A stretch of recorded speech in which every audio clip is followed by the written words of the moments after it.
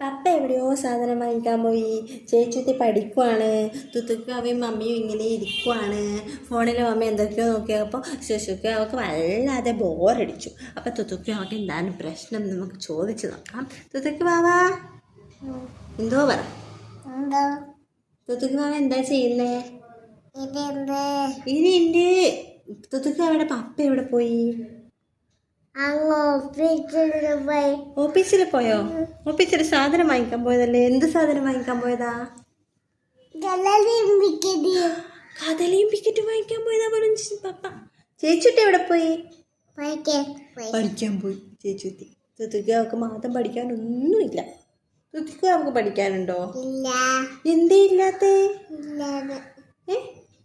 മമ്മിയും തുത്തുക്കും അവ എന്താ ചെയ്യുന്നേ?